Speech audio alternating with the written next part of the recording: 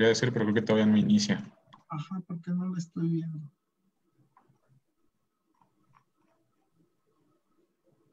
Listo, ya iniciamos. Ah, sí, aquí lo estoy viendo. Lo comparto. Por favor. Ajá, compártelo en la cuenta del boletín y de nuestra cuenta de Facebook también, ¿no, Pablo? Por favor. Sí.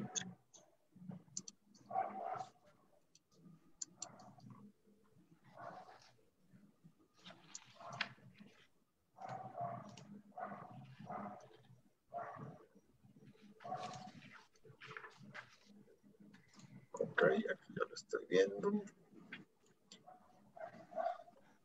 Muy bien, vamos a esperar 2 minutos, Pablo, y empezamos. Sí.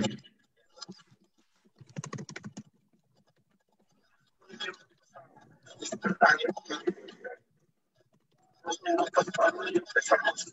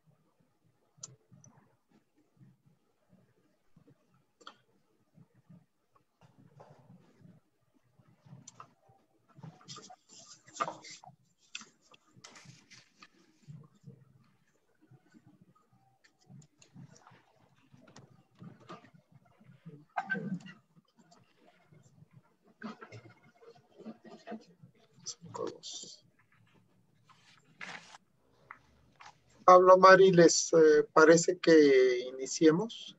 Sí, adelante. Bueno, Pablo, adelante para empezar en tiempo, por favor. Sí. Bueno, hola a todos, buenas tardes y les doy la bienvenida al evento La Reforma en Materia de Pensiones y la necesidad de crear un sistema nacional. Primero que nada, agradecemos la presencia de toda la audiencia que nos está viendo y esperamos que esta conferencia resulte de gran aportación al debate nacional en materia de pensiones, que es súper actual y pues, relevante también. Les comparto que pueden enviarnos sus preguntas, las cuales haremos llegar a los ponentes cuando terminen sus exposiciones y pues nos las contestarán. Nos acompañan 2 expertos en la materia, a quienes presentaré y les daré la palabra. Primero hablará el doctor Alfredo Sánchez Castañeda, es investigador del Instituto de Investigaciones Jurídicas de la UNAM, miembro del Sistema Nacional de Investigadores Nivel 3, profesor de la Facultad de Derecho por oposición de Derecho del Trabajo, autor de numerosos libros y artículos publicados tanto en México como en el extranjero, y él nos dará una introducción al sistema de pensiones en México.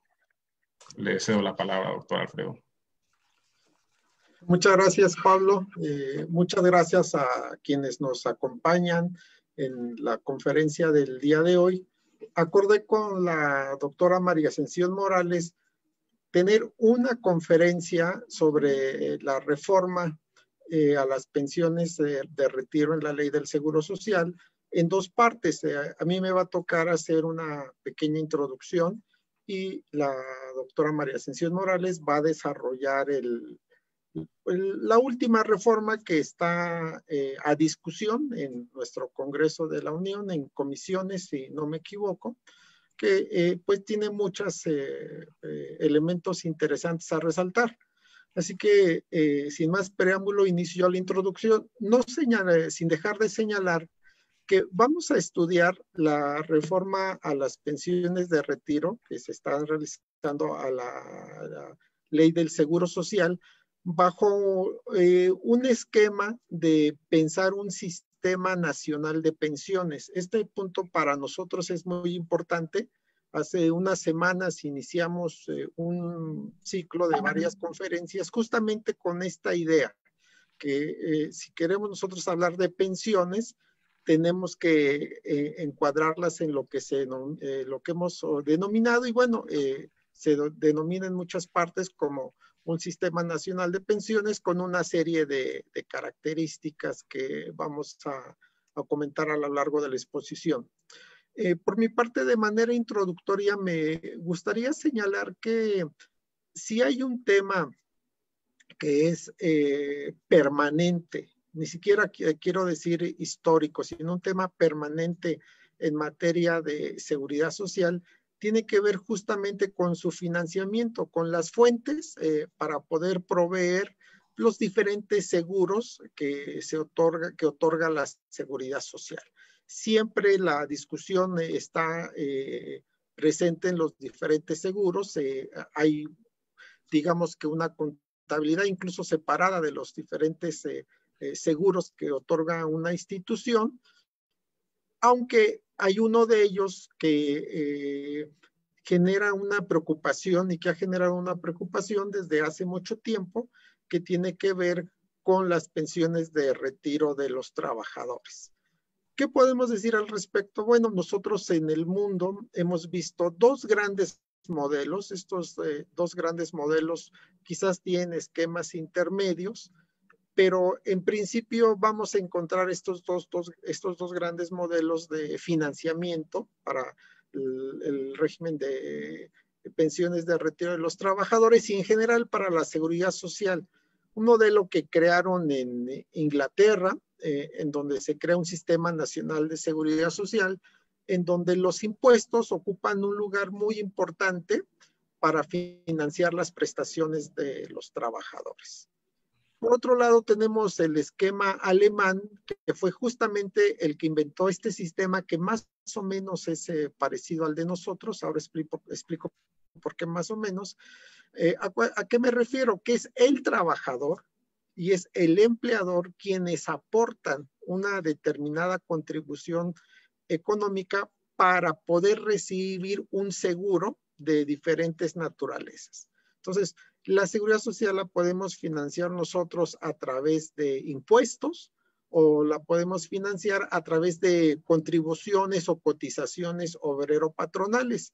Ustedes, como conocen la historia mexicana, sabrán que nosotros en primer lugar tomamos el modelo alemán. ¿Por qué? Porque realizamos una reforma a nuestro artículo 123 constitucional que no incluía el emitir una ley del seguro social. Entonces realizamos una reforma a nuestra ley, a nuestra constitución, emitimos nuestra primer ley del seguro social y bueno, desde que hablamos de seguros sociales nos damos cuenta que estamos optando por el esquema alemán porque esos seguros se van a financiar con las contribuciones de los trabajadores, de los empleadores y en el caso de nuestro país con una aportación que también realiza el Estado. Durante muchos años, el modelo de seguridad social basado en contribuciones, digamos que fue el imperante, hasta que en algún momento se empezaron a hacerle una serie de críticas al mismo, de que no resultaba adecuado, pues por muchas razones, ¿no? Pero también habría que comentar que un elemento que jugó un papel muy importante es la creación en el mundo, la aparición particularmente en Chile de la idea de crear administradoras de los seguros de los trabajadores. Entonces fue un cambio drástico porque damos entrada a la participación del sector privado en la administración, quiero decir, de los seguros de los ahorros de los trabajadores para, en este caso, tener una pensión de retiro. Y dimos un cambio drástico porque, al menos en el modelo mexicano, antes de la reforma del 92, las contribuciones de los trabajadores iban a un fondo común, porque se decía que había una base solidaria en donde todos los trabajadores aportaban y de ese fondo común se obtenían las pensiones de los mismos, de los trabajadores.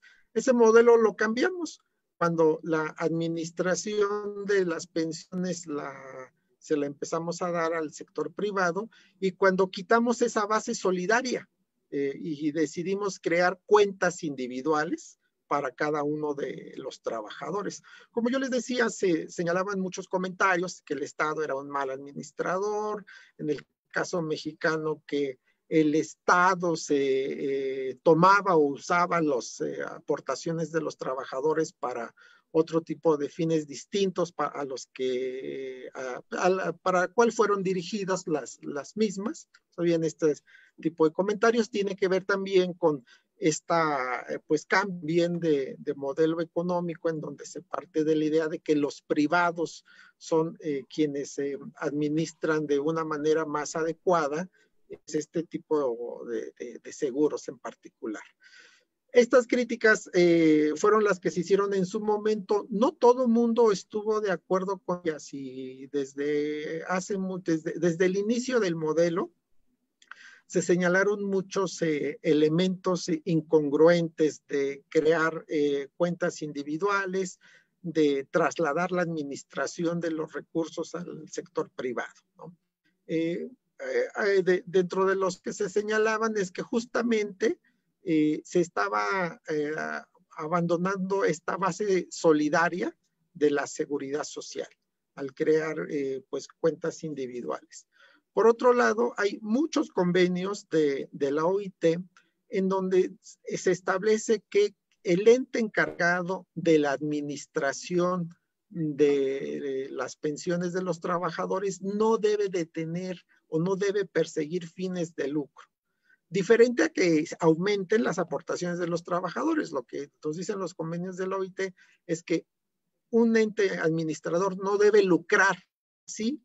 Con ese tipo de recursos. Bueno, el modelo de fondos de pensión basado en cuentas individuales implica una administración con un lucro de quien administra, en este caso el sector privado, implica también abandonar esta base solidaria de la seguridad social que para algunos es pues parte del por qué nos organizamos en un estado, ¿no? Si hay una organización estatal es porque se va a prestar este apoyo entre los miembros de la sociedad. Hay otro elemento que se criticó mucho que aparece también en los convenios internacionales y quiere decir que es la participación de los interesados en la administración de la seguridad social, en este caso en la administración de sus fondos de retiro o de su pensión de retiro.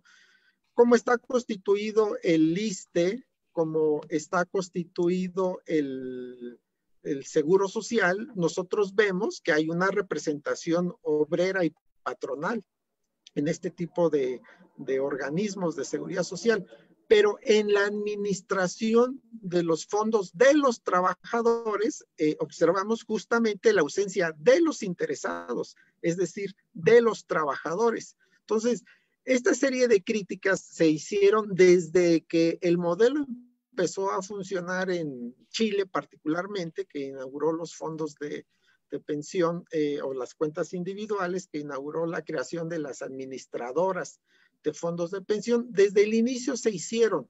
Desafortunadamente son una serie de críticas que no solo son vigentes, sino que han demostrado que el modelo creado pues no ha resultado completamente eficiente o no se ha logrado lo que aparentemente se buscaba. Porque se decía que el Estado monopolizaba la administración de las pensiones de los trabajadores. Bueno, ahora a lo que hemos transitado es que son los privados quienes monopolizan la administración de los recursos de los trabajadores y que con esos recursos de los trabajadores obtienen un lucro personal. O sea, no sé, si bien se interesa en incrementar el ahorro de los trabajadores, esto implica una serie de lucros de naturaleza personal que implica paradójicamente del dinero de los trabajadores estar obteniendo ingresos por la administración de los mismos. Se decía que se iba a ofrecer mejores pensiones a los trabajadores y bueno, el comentario en torno a la iniciativa que se acaba de presentar en septiembre del presente de este año, nos vamos a dar cuenta que no es así. Justamente una de las críticas que se señala es que con el esquema actual solamente podrían obtener una pensión de retiro el 3 de cada 10 trabajadores. De ahí la necesidad de saltar a un esquema en donde se incremente el número de trabajadores que pueda obtener una pensión de retiro. Entonces, esa idea de que se iban a obtener mejores pensiones es completamente falsa y pues completamente infundada a la luz del paso del tiempo. También se decía que este esquema iba a permitir integrar a los trabajadores independientes, que no solamente iban a estar los trabajadores subordinados, sino también los trabajadores independientes. Bueno, pues otra vez, a la luz de los hechos, vemos que el porcentaje de trabajadores que son considerados como independientes, pues es literalmente ínfima en relación con todos los demás afiliados, trabajadores subordinados a estas AFORES. También se decía que se iba a fortalecer el régimen de inversión con los ahorros de los trabajadores para generar inversiones nacionales, o a lo mejor lo podríamos señalar, pero también para incrementar el rendimiento de los trabajadores. Bueno, pues esto tampoco ha sido así, porque lo que estamos observando es que las pensiones que van a obtener los trabajadores pues, prácticamente se van a quedar en lo que se le denomina la pensión mínima garantizada. Es decir, de ese 30% que se pueden jubilar en este momento, quizás, se dice en la iniciativa, se va a saltar al 80%, pero hay que poner mucha atención que quizás tiene que ver con la pensión mínima garantizada que va a otorgar el Estado. Lo que se criticó desde el inicio de los fondos de pensión es este lucro de las administradoras de los fondos de los trabajadores. Bueno, esa crítica que se hizo en su momento sigue siendo muy, muy, muy vigente porque aún se sigue señalando la disparidad de los costos que cuesta que cobran las administradoras de fondos de pensión por manejar los recursos de los trabajadores. Además es un costo, digamos, permanente porque le cobran al trabajador por administrar su dinero y le cobran al trabajador después cuando éste contrata pues ya una renta vitalicia para solventar sus gastos de pensión de retiro, o le cobran en el caso de que el trabajador haya optado por programar un retiro programado. Entonces, ¿cuál es la gran paradoja de esta reforma del modelo de pensiones que nosotros hemos reformado? Bueno, antes se decía que el Estado tenía el monopolio de la administración del dinero de los trabajadores, de las pensiones de los trabajadores. Bueno, pues ahora son los particulares quienes tienen ese monopolio. Antes se decía que la administración del Estado era ineficiente en relación a los rendimientos, en relación al manejo de las pensiones o de las futuras pensiones de los trabajadores. Y bueno, los costos de las actuales administradoras de fondos de pensiones, pues también es ineficiente. Antes se decía que el hecho de que el Estado le administrara estas cuentas de pensiones, hacía que los trabajadores tuvieran pensiones pues básicas o muy reducidas. Bueno, después de implementar el modelo, no solamente en nuestro país, sino en otros países, vuelvo a citar Chile porque ha sido el modelo original, pues nos damos cuenta que siguen siendo raquíticas las pensiones de los trabajadores. Entonces, como se dan ustedes cuenta, el hecho de que se haya propuesto una reforma es porque no está funcionando bien el modelo. Yo no estoy diciendo que el que había antes funcionaba adecuadamente, por supuesto que no, pero también es un hecho, hay una evidencia real que el actual modelo tampoco está funcionando, de ahí su necesaria reforma. Ahora, antes de darle el uso de la palabra a José Pablo para que continuemos con el evento, yo quiero decir que no debemos de perder de vista lo que nosotros estamos pensando o lo que estamos pensando para esta conferencia. ¿Qué quiero decir? Que las pensiones las debemos de diseñar, o el modelo de pensiones lo debemos diseñar pues bajo un modelo integral que considere todos sus aspectos. Es un primer punto. En segundo lugar, que no debemos caer en discusiones que no dudo que sean importantes, pero que se basan más en estar discutiendo números o porcentajes y dejar de pensar en que estamos viendo pues las pensiones de retiro de personas, de seres humanos que necesitan tener garantizado dicho derecho. Esto lo digo porque en el fondo quizás no es tan importante si una comisión de una administradora de fondos de pensiones es alto o no. En el fondo lo que nosotros tenemos que garantizar es la efectividad de estos derechos para los trabajadores. De ahí que sea necesario, como yo lo comento, como inicié mi intervención, que partamos de la idea de un sistema nacional de pensiones, en donde en este sistema nacional de pensiones, sin duda, ocupa un lugar muy importante las pensiones de retiro, que son objeto de discusión hoy en día. Para hablar del contenido de la reforma, de los alcances de la misma, me voy a permitir darle el uso de la palabra al licenciado José Pablo Hernández para poder continuar con nuestro evento y por mi parte sería todo. Muchísimas gracias por su atención. Muchas gracias, doctor Alfredo.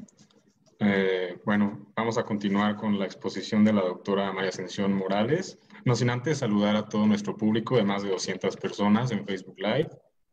Y bueno, introduzco a la doctora Morales, que es maestra en Derecho por la Facultad de Derecho de la UNAM y doctora en Derecho por el Instituto de Investigaciones Jurídicas de la misma universidad.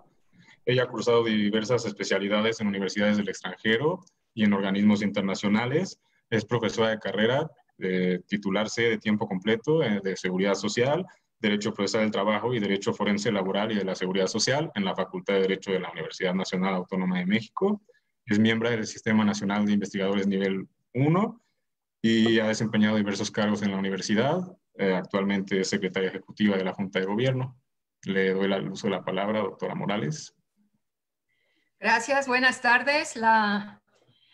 En primer lugar, reconocer y agradecer al Instituto de Investigaciones Jurídicas que una vez más se preocupa y ocupa de un tema tan importante, un tema de carácter eminentemente social y obviamente un tema que vamos a estar viendo, ya vimos los resultados, ya los conocemos cuáles son los resultados, pero que el próximo año va a ser un tema que va a estar día a día. Entonces, mi agradecimiento al instituto, al doctor Alfredo Sánchez Castañeda, por no quitar el dedo del renglón en temas que son tan importantes desde el punto de vista de los derechos, y concretamente de un derecho humano como es la seguridad social, y dentro de este, el corazón de la seguridad social, que son las pensiones. Para iniciar mi intervención, me voy a apoyar con una presentación y haré algunas, en qué consiste la reforma y haré algunos comentarios al respecto.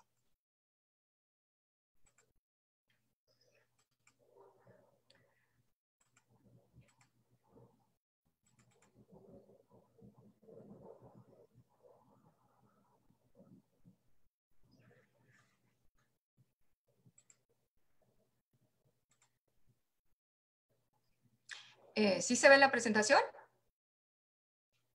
¿Sí? Ok. Entonces, en primer lugar, quiero comentar brevemente lo que voy a abordar. No es todo lo que viene en la reforma, pero desde mi punto de vista, lo principal. Y haré una breve mención a lo que es la exposición de motivos de esta iniciativa de reforma. Posteriormente voy a abordar los 3 cambios nodales que se han señalado de la misma y posteriormente haré algunos comentarios cómo estos cambios de la iniciativa van a impactar en otros aspectos ligados a las pensiones.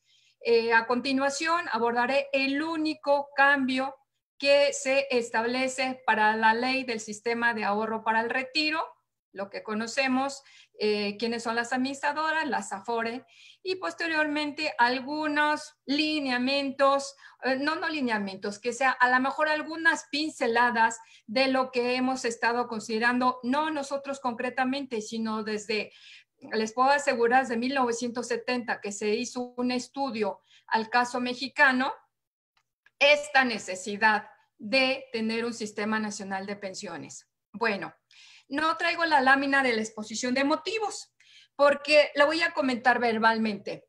Quiero referirme a 3 puntos de la exposición de motivos. Uno de ellos es que inmediatamente lo que observamos en la exposición de motivos es una defensa de los motivos y de los argumentos de hace 23 años. Entonces ahí se nos explica en la exposición de motivos por qué fue necesario cambiar a un nuevo sistema. Estamos hablando hace 23 años, estamos hablando que se trató de una reforma estructural, estamos hablando que se cambió a un nuevo paradigma en donde la responsabilidad la asume totalmente su presente y su futuro el trabajador. Estamos hablando de un sistema que cambió el origen de cómo surgieron las pensiones, cómo surgió el Seguro Social y cómo surgieron las pensiones. Y entonces se hace una defensa de la exposición de motivos de hace 23 años y de los argumentos de hace 23 años, cuando tenemos que recordar que esa ley se aprobó en menos de un mes y que hasta a 23 años los trabajadores no conocen a ciencia cierta el contenido y mucho menos por tratarse de una ley eminentemente técnica. Segundo elemento que llama la atención en esta exposición de motivos, que quien la preparó, obviamente la firmó el presidente, pero alguien la preparó. Estas personas que prepararon ni siquiera saben cómo se llama nuestro instituto, el Seguro Social, porque le denominan en la exposición de motivos el Instituto Mexicano de la Seguridad Social, cuando es el Instituto Mexicano del Seguro Social. Y tercera, que es la más importante y es la que nos vamos a enfocar en los cambios, es que de entrada, como objetivo principal, esta iniciativa de reforma tiene como objetivo la permanencia del actual sistema, pese a que no se desconoce, tal como en la misma exposición se señala, que no ha resultado y tal como ya lo refirió el doctor Alfredo Sánchez Castañeda, todos los mitos que se dijeron de este sistema, pues obviamente no se cumplieron, todas las promesas no se cumplieron y no porque el sistema no se desconociera, estos mitos se dijo desde aquel entonces y no para el caso mexicano, se dijo para el caso chileno del cual hicimos la recepción que no iba a prosperar, lo dijo la Organización Internacional del Trabajo desde origen. El modelo chileno le dio la razón a la Organización Internacional del Trabajo y el modelo mexicano, pues obviamente lo estamos padeciendo. Entonces, ¿por qué me enfoqué en la exposición de motivos? Porque no es posible que la actual administración defienda una reforma estructural cuando se han echado abajo otras reformas estructurales de las anteriores administraciones que le llaman neoliberales, ¿verdad?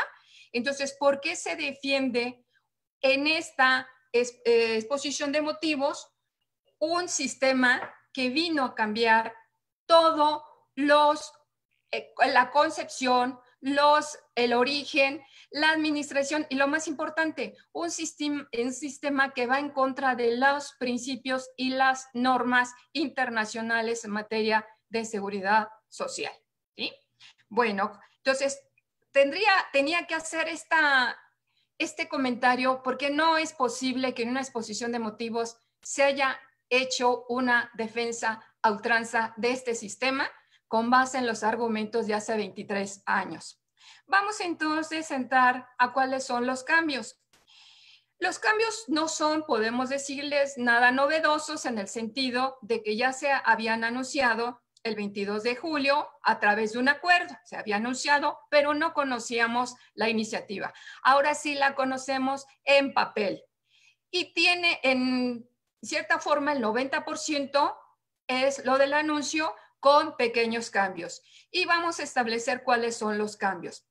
Dentro de estos 3 cambios nodales, el primero, obviamente, y que más se ha vendido, es la disminución de los requisitos para que los trabajadores asegurados al Instituto Mexicano del Seguro Social, que quede claro que es Instituto Mexicano del Seguro Social, puedan optar por 2 tipos de pensiones. Una que se llama cesantía en edad avanzada, que para ello se requieren 60 años, no tener trabajo remunerado, y conforme a la ley vigente, 1,250 semanas de cotizaciones, aproximadamente un poquito más de 24 años.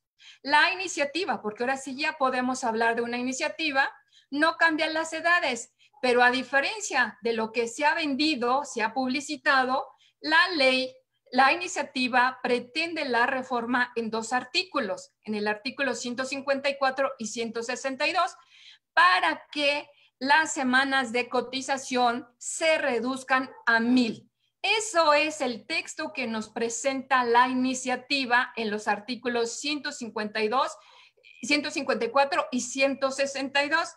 Y ustedes, algunos que ya han escuchado, bueno, pero si ha hablado de 750. No, lo que es la realidad es que se reducen nada más los 150 en lo que hace a los artículos ordinarios. Entonces, de aquí en adelante, si se aprueba esta ley, esta iniciativa, las semanas de cotización que deberán cumplir los trabajadores si quieren tener derecho a una pensión son 1,000. ¿En dónde están los aludidos 750? Bueno, pues tenemos que buscarlos en el artículo 4º transitorio. En el artículo 4º transitorio se señala que a partir del 2021, ¿sí? Los actuales afiliados, y estamos refiriéndonos ya a la primera generación de aforados, a ellos se les va a permitir las 750 semanas a partir del 2021. Pero también a partir de ese año se van a ir incrementando las cotizaciones en 25 semanas cada año hasta llegar a las 1,000 que ya van a estar consideradas en la ley, y estos 1,000 las van a tener que cumplir en el 2031. ¿Cuál es la diferencia en relación a lo que se había venido anunciando? Bueno, que estos 750 se pensaba que iban a aplicar hasta 2023. Y en diferentes foros yo anunciaba que no se rescataba ni a la primera generación. Vamos a imaginarnos con este 4º transitorio, si pasa, si se aprueba esta iniciativa, se salvarán por lo menos algunos de la primera generación. Y vamos a decir algunos porque al final vamos a decir ya en el contexto general cuál es el alcance de esta iniciativa. Entonces, lo real es que si se aprueba son 1,000 semanas. Y en el transitorio, que son artículos que tienen, por eso se llaman transitorios, una vigencia temporal, es ahí en donde se establecen las 750 semanas. De esta manera, como he señalado, quedaría así: 750 semanas, se van aumentando de 25, 25, hasta llegar al 2031. Quien se pensione en el 2021 con 775, al siguiente, los siguientes tendrán que ser con otras semanas de cotización. Entonces, vean, sí hay cambios interesantes, pero lo más importante es aquí no perder de vista que la ley dice 1,000. y que son en los transitorios donde se está hablando de las 750. Entonces, realmente hay una reducción de 250 semanas para efecto de los asegurados hacia el futuro, y esas van a ser las reglas. Bueno, segundo cambio que ya conocíamos en cierta forma, y sí viene, ahora sí, nos descubren realmente cuál es la intención. ¿Por qué? Porque en el financiamiento de lo que es estas pensiones, que se conforma por 3 ramos, cómo se financian las pensiones de cesantía en edad avanzada y vejez, se financian con 3 ramos. Un ramo es de retiro, ahí aporta el patrón, y esto viene siendo desde 1992. El ramo que importa y que interesa y que ha sido siempre cuestionado es el ramo de cesantía en edad avanzada y vejez, que este ramo ha sido financiado de forma tripartita y que entre los 3 con el de retiro pues dan el 6.5. ¿Qué es una aportación baja para una pensión? Sí, efectivamente es una aportación baja, y eso debieron de haberlo previsto los que aprobaron hace 23 años este nuevo sistema. ¿En qué consiste la reforma? La reforma se introduce precisamente en el segundo ramo. Ya el financiamiento no va a ser tripartito, va a ser bipartito. La reforma nos dice que la aportación del trabajador es de 1.125%, y ahorita ni digo salario, ahorita vamos a ver por qué.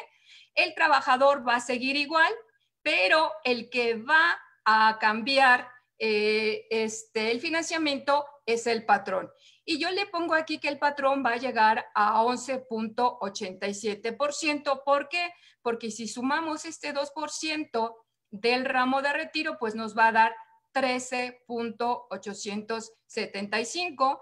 Y se nos ha señalado en la iniciativa y antes que con esta reforma se pretende que en lugar de que sea 4.5 o el 6.5, se va a llegar a un 15%.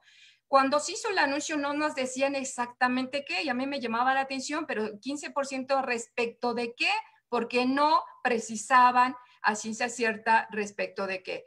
Vamos a ver que este aumento gradual va a ser un aumento gradual y diferencial por parte del patrón por un espacio de 8 años, y cada año se va a incrementar. ¿Por qué digo que va a ser gradual y diferencial? Por la siguiente razón, porque si ustedes checan, esta lámina es una lámina que viene en la iniciativa, y ellos le denominan salario base de cotización, pero en realidad no podemos llamar que sea un salario base de cotización. ¿Por qué? Porque introducen 2 bases de cotización. Uno sí es un salario mínimo. Solamente para los que ganen un salario mínimo se conserva como base de cotización el salario mínimo. A partir de ahí se introduce una figura que es totalmente ajena a la seguridad social. ¿Y cuál es esa? La unidad de medida y actualización que nosotros conocemos como la UMA. Si ustedes pueden visualizar, tenemos la UMA desde 1.5, la UMA, y la UMA después del 4.0 es la UMA. Es decir, tenemos 2 grandes cambios. Uno, que ya se legaliza la aplicación de la UMA, pero además se introduce como una base de cotización. Entonces, tenemos salario mínimo para los de un salario mínimo y UMA para todos los que rebasen el salario mínimo, y el aumento básicamente a razón de esta UMA, si se dan cuenta, es de hasta 4 UMA en adelante. Entonces llamamos la atención, ahora hay 2 bases de cotización, hay un aumento, pero no se va a llegar este aumento patronal que va a ser de 1 punto anual, no llega a todos porque es diferenciado. Si se dan cuenta, ustedes lo que nos dicen que eran los 15, sería hasta 2030, pero en 2023 hay unos incrementos de 1 punto, pero vamos checando, llegamos a 2030, o sea, después de 8 años. Si se dan cuenta, en el primero los salarios mínimos no hay incremento, en ese espacio. Sí empieza a haber un incremento con los de un salario, arriba de un salario mínimo, luego los que andan en 2 salarios mínimos, los que andan entre 2 y 2 salarios mínimos, arriba de 2 y 2 salarios mínimos va a subir hasta el 2030 8.9, 3 salarios 3,5, 9.7, y vamos a llegar a los de 4 salarios, 4 UMAS en adelante.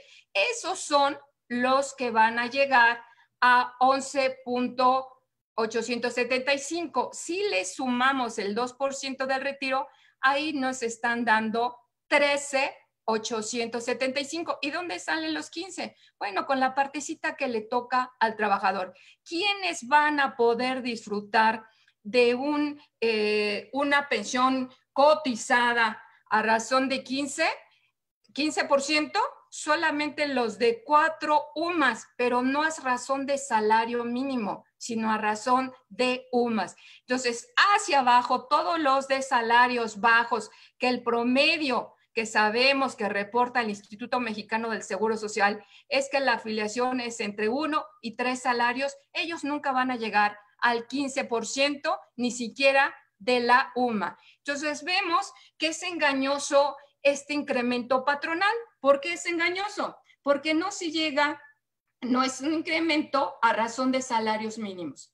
Y segundo, porque realmente, aun cuando sea con UMAS, son pocos los que van a beneficiarse de ese incremento.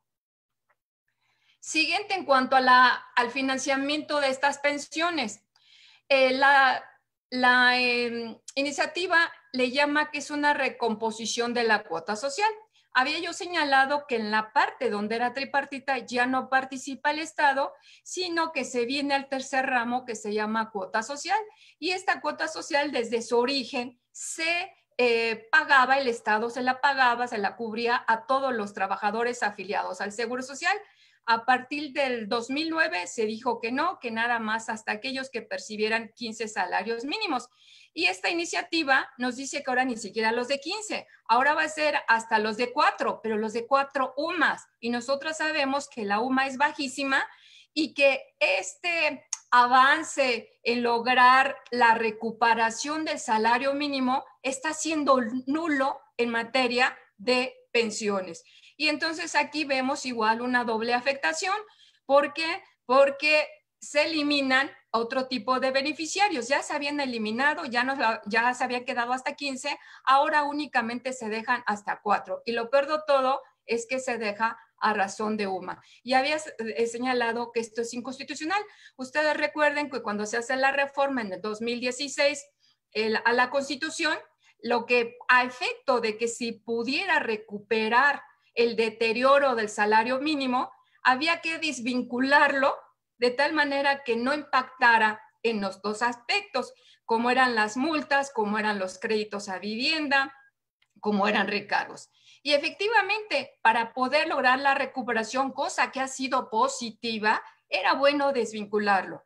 Cuando se presenta la iniciativa de la ley de la unidad, para crear la ley de la unidad de medida y actualización, en la exposición de motivos se dice que este instrumento, este índice no va a ser aplicado en materia de seguridad social.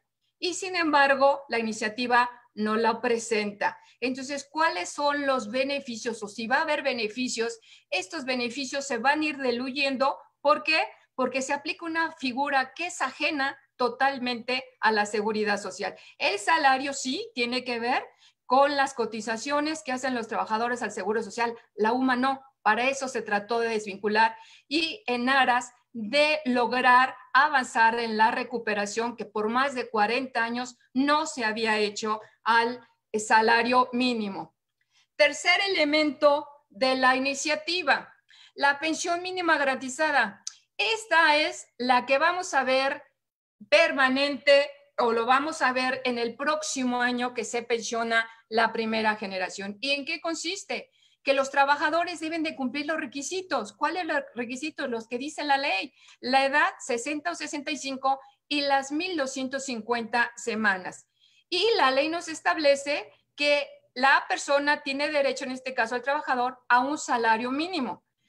Pero es el salario mínimo indexado de 1997, que en 2020 equivale a 3,289. Este sí es un gran cambio. Este es lo más importante. ¿Por qué? Porque el titular de la CONSAR a principios de febrero nos dijo, la generación Afore está constituida por 75,000 trabajadores, de los cuales solamente 750 van a tener derecho a una pensión, pero de esos 700 va a ser la mínima garantizada. Es decir, en términos de la ley vigente, 700 trabajadores iban a llevar, y ahorita voy a decir, iban a llevarse 3,289. ¿Y por qué iban? Porque la reforma nos dice en el artículo ordinario, nos dice que también son 1,000. O sea, para la pensión mínima garantizada también son 1,000. Pero ahora para pagarse la pensión mínima garantizada no es a razón de un salario mínimo, sino que ahora va a depender de la edad del trabajador, del salario del trabajador y de la cotización del trabajador. Entonces vamos a encontrar no una pensión mínima garantizada, vamos a encontrar bastantes, como ahorita lo vamos a ver, pensiones mínimas garantizadas. Entonces, para que no nos confundan con las famosas 750, lo que está en la ley son 1,000. Vamos a ver que esta pensión garantizada también va a tener un artículo transitorio, va a ser objeto del artículo transitorio. Entonces, checando lo que es en sí la reforma, se está reduciendo la mínima garantizada a 1,000 de las 1,250, pero señalé que ahora la mínima garantizada se va a contar la edad. Nos dicen que el salario, pero pues ya el salario no, porque el salario nada más es para los de un salario. Se va a contar la UMA, cómo ha cotizado a razón de UMA, y entonces vean, nos establecen 6 niveles, de un salario, de 2, de 3, perdón, no es salario, de UMA, perdón, de UMA, de 4 y hasta 5 en adelante. Entonces ahora vamos a tener con esta iniciativa 6 niveles para poder que el trabajador pueda disfrutar de la mínima garantizada. Pero no es suficiente los 6 niveles. En cada nivel va a depender su edad y va a depender de su UMA que haya cotizado. Entonces, en total, ¿saben cuántas pensiones mínimas garantizadas va a haber si se aprueba esta iniciativa? 30. Y antes era muy fácil. ¿Qué significa? Que si de por sí este sistema ha sido muy difícil de que el trabajador pudiera entenderlo, la pensión que era la más simple se le está complicando porque el cálculo va a ser tomando en consideración a esto. Les había dicho también que para la generación Afore, para el 2021, el artículo cuarto transitorio dice, bueno, se les va a dejar a ellos pensionarse con 750 semanas y se van a seguir aumentando hasta el 2031 para que alcancen las 1,000. Sin embargo, también esto va a reducir la pensión. Por eso ya ni siquiera va a ser la pensión a razón de lo que es la pensión ahorita del 2020. Ni siquiera van a alcanzar una pensión de 3,289. Si vemos la tabla, que hay una serie de inconsistencias en esta iniciativa. ¿Por qué? Porque nos establece, por ejemplo, los montos de cuánto va a ser la pensión. Y lo que hicieron, fíjense, si nos dice que con 1,000 se podría llevar a alguien de 60, 2,600. Está muy por debajo de lo que en la actualidad es una mínima garantizada. Pero esto es por 1,000. ¿Qué hicieron en el documento de iniciativa? Jalaron estas láminas y la pegaron para la mínima garantizada. No coincide, hay una serie de incongruencias en esa iniciativa. Nomás copiaron y pegaron y no corresponde. ¿Por qué? Porque estos montos son para los que hayan cotizando a razón de 1,000 y no a razón de 750. Bien, estos 3 cambios importantes, ¿en qué van a impactar? ¿Qué otros aspectos van a impactar? Bueno, pues los gastos de matrimonio, que es una posibilidad que tiene el trabajador de sacar recursos para este matrimonio, está considerado en la ley en salario mínimo. La propuesta viene otra vez en UMA. ¿Cómo se va a calcular, cómo se va a pagar la cuota social? Y vimos que también que la cuota social va en UMA. Va a impactar, le va a pegar, va a ser un monto menor para las asignaciones familiares y la ayuda asistencial. ¿En qué va a afectar el incremento de la cuota patronal y la cuota social? Va a afectar en la continuación voluntaria, aquella que se conoce, que se le ha dado a conocer como la modalidad 40 y que es la que se paga el propio trabajador, que paga la cuota obrero patronal y que se va a ver incrementado, pero que en la actualidad también se está pagando con UMA. ¿Cómo van a afectar estas 30, esta tipología de pensiones mínimas garantizadas?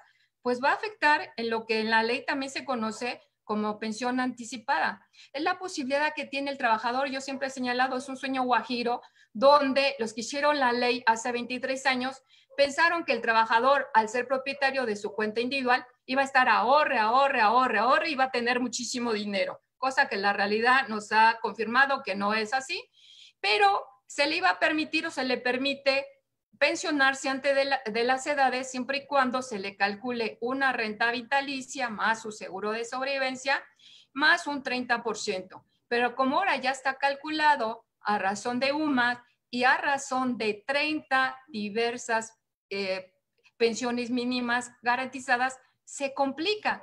Lo mismo va a pasar con el retiro programado, lo mismo va a pasar con la pensión de invalidez y lo mismo va a pasar con las pensiones de riesgos de trabajo al estarse aplicando esta figura denominada UMA, que vuelvo a insistir y estaré reiterando todo el tiempo, es ajena a la seguridad social.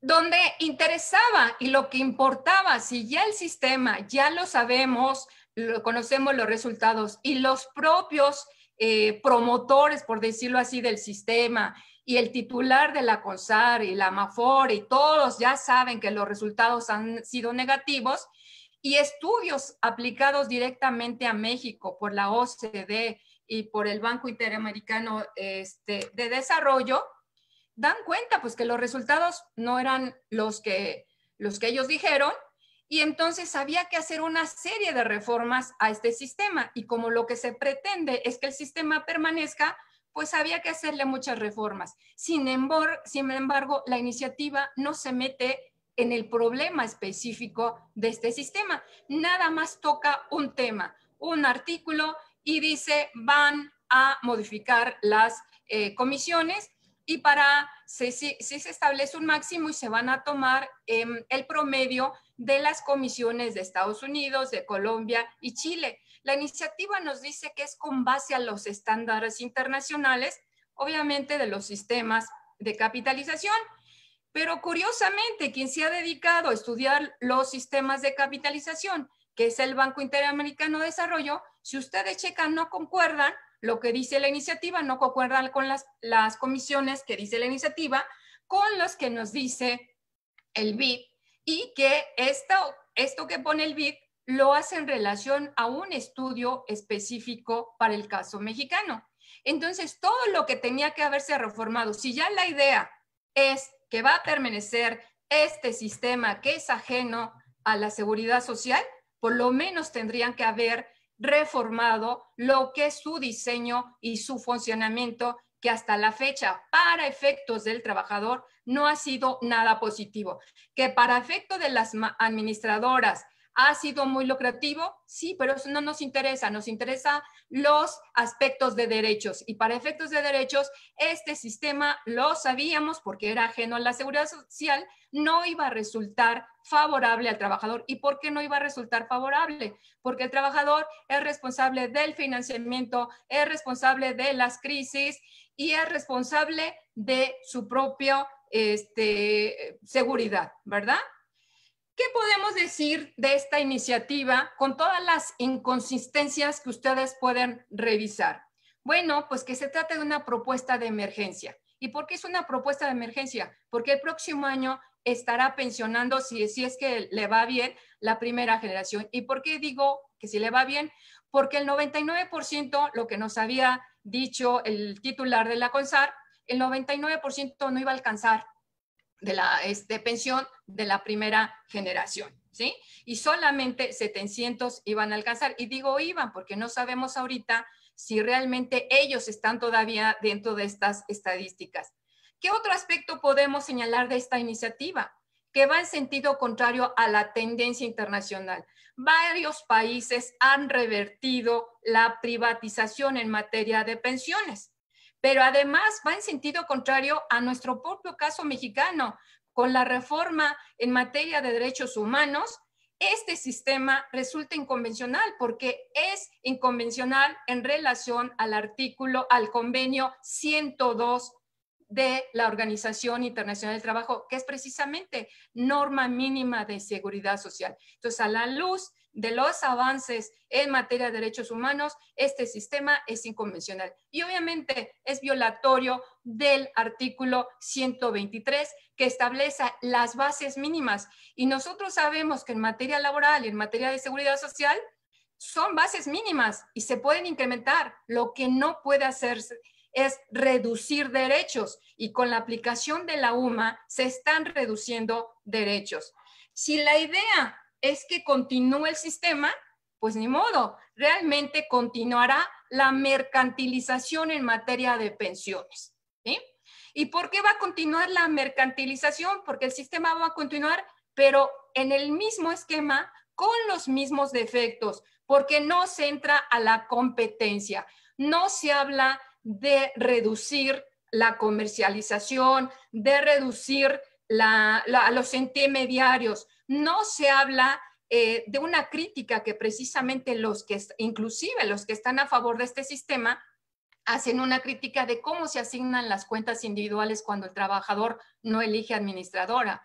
No se habla nada del mercado de rentas vitalicias. El próximo año, los que tengan esos 50 que van a tener la posibilidad de contratar una renta vitalicia, resulta que no tenemos un mercado de rentas vitalicias. Parecía, de acuerdo con los informes del BID, que había 4, pero en realidad van a operar únicamente 2. Entonces, ni se atiende al diseño ni al funcionamiento, indebido funcionamiento para efectos del trabajador, para efectos de derechos. No se está metiendo a esto, pero lo más importante también, nos está legalizando la aplicación de la UMA. No quiere decir que la iniciativa está introduciendo la UMA. La iniciativa la está legalizando porque desde el 2017 la está aplicando el Instituto Mexicano del Seguro Social y el ISSSTE. Y la están aplicando en la afiliación, en el cálculo de las pensiones y en el cálculo de los incrementos. Entonces, si pudiéramos pensar que aunque haya beneficios mínimos, vuelvo a insistir, se diluyen con esta figura que es ajena a materia de pensiones. Como se dieron cuenta ustedes que realmente este incremento patronal va a ser básicamente para los que coticen de 4 UMAs en adelante, quiere decir que el gobierno, el Estado, se va a hacer cargo de los de 3 hacia abajo. ¿Qué esto qué implica? Implica que va a haber un cargo fiscal porque el Estado va a hacerse cargo de este pago de pensiones, pero además van a ser pensiones raquíticas, ya ni siquiera de salario mínimo actual.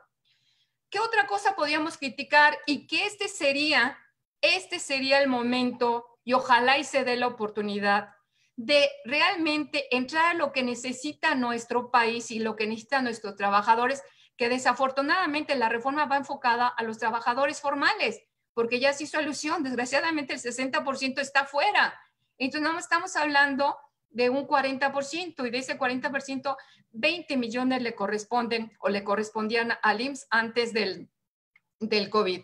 Y entonces se pierde la oportunidad de entrar a un verdadero debate hacia un modelo mixto. Es decir, si ya se cuestionó hace 23 años que el sistema que teníamos de beneficios definidos no respondió, el sistema no es la malo.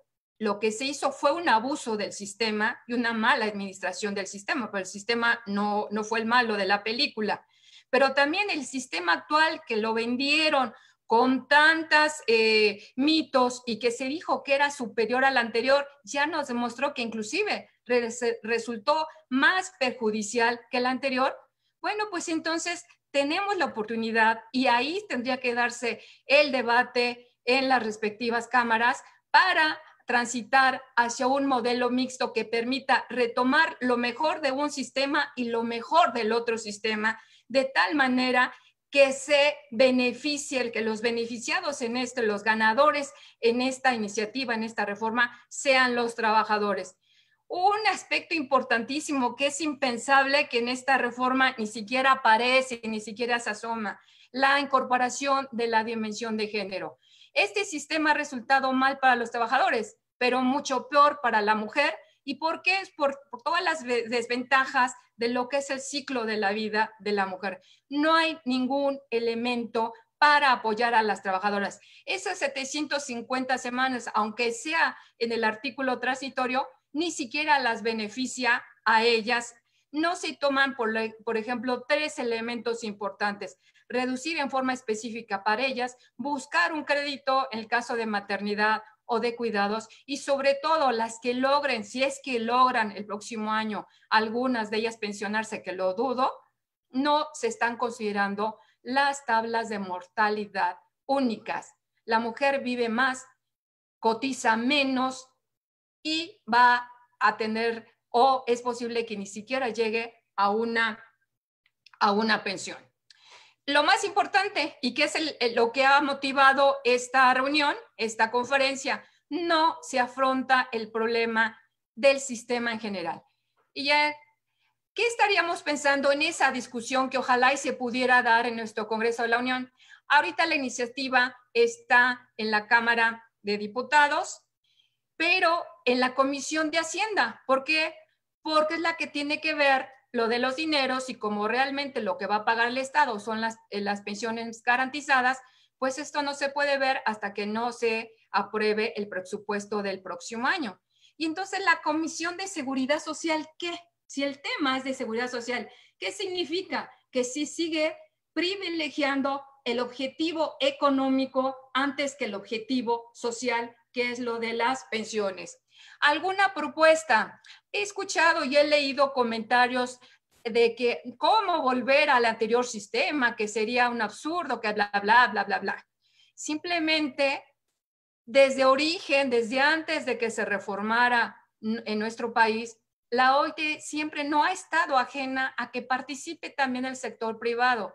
Y ya después de la experiencia de 40 años, que hablemos de Chile, y la experiencia de las reformas que se han dado en estos últimos 15 años, la OIT dice, pues adelante, sabemos que hay gente que no va a tener, nunca va a alcanzar una pensión, pues la pensión universal, que ya la tenemos en México, aunque ha tenido incremento, sigue estando baja.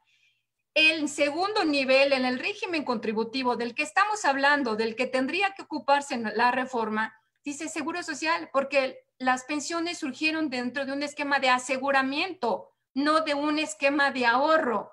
Y ya si quieren ahorrar, pues entonces hay 2 niveles, el complementario y el ahorro personal. A esto es lo que podría llegarse. Y aquellos que se espantan de que volver al anterior sería el absurdo, no, señores. Siempre la OIT ha dicho, y las pensiones surgen en el seno de los derechos sociales y surgen dentro de una organización protectora de estos derechos. Y esto es lo que sugiere. No necesariamente tenemos que seguir este esquema, pero lo que sí tenemos que pensar es que no se puede un solo sistema, no puede ser ya en la actualidad o el de beneficios definidos, pero mucho menos solito el de capitalización individual.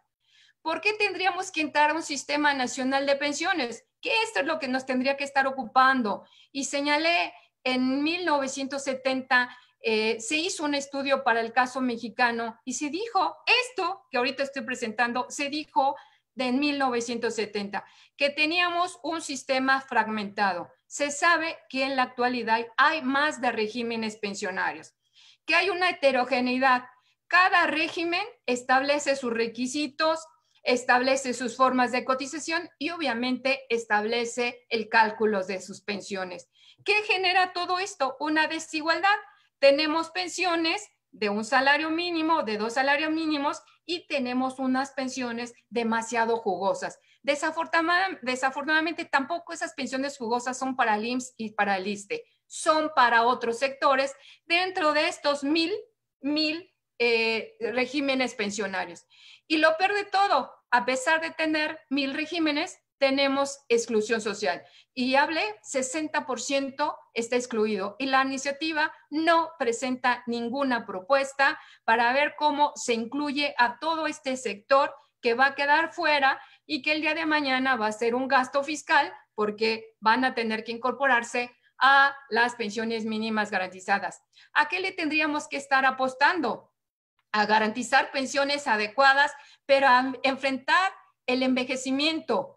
Esto tendría que ver con equilibrar necesidades y recursos. Tendremos que estar trabajando cuáles son las fuentes de financiamiento que tendrían que adoptarse para las pensiones. Y no estaríamos nada más fijándonos como la preocupación de CONSAR, de la AMAFORE y de las administradoras, nada más la cuestión financiera. Aquí se habló desde un principio que lo que importa en materia de pensiones son derechos. Entonces tendría que haber viabilidad social y viabilidad financiera. ¿Qué tendríamos que hacer? Ya en un evento le había comentado, pues realmente realizar ese inventario para salir, tener la certeza de cuántos regímenes, que era una base de datos para tener información. Siempre se dice información es poder, que era una ley marco para que no cada quien establezca sus requisitos, sus formas de cálculo, sino que ya haya evitar esa heterogeneidad. Tener un instituto, porque no existe un Instituto Nacional de Pensiones. Tenemos a la CONSAR, tenemos al IMSS, tenemos al ISSSTE, tenemos Hacienda, pero entre todos ellos no se genera una política pensionaria. Y entonces encontramos contradicción donde siempre los más castigados obviamente van a ser los asegurados del IMSS y del ISSSTE. ¿Qué podríamos estar pensando? En todos los países, en la OIT, en el esquema que les presenté, hablan de sistemas multipilares. Y entonces tendríamos que verlos. Ya existe en nuestro país la pensión no contributiva que forme parte de este sistema. ¿Dónde se tendría que estar dando la discusión? No va a haber discusión si va a haber ahorro voluntario, ya sea individual, ocupación. Eso no va a ser la discusión. Lo que tendríamos que centrarnos en este momento es en el pilar contributivo, en aquellos que tienen la posibilidad de contribuir, no dejarlos solos en el esquema de capitalización, sino tenemos que combinar lo mejor de ambos, asegurarles a través de beneficios definidos una pensión y complementarla con la capitalización. Y créanme que ahí sobre todo los que tienen mayores ingresos, pues obviamente con gusto aportarían más a esa cuenta individual y los otros harían su mejor esfuerzo para poder ahorrar toda vez que la cuenta individual se supone que es de su propiedad. Hay muchos temas para discutir. Continuar con la recuperación salarial. ¿Qué va a pasar? Desafortunadamente antes del COVID tenemos ya de por sí el problema del empleo. Con el COVID pues se viene a complicar. Entonces tenemos que trabajar, y digo tenemos porque esto ha sido producto de varios foros, la academia, los diputados, senadores, cada año se ha hecho un evento y la idea era avanzar hacia esto, cómo lograr mecanismos que puedan incluirse de tal manera que no siempre se le deje la carga fiscal al Estado, sino que exista la posibilidad de que el trabajador se financie su pensión a través de este esquema mixto.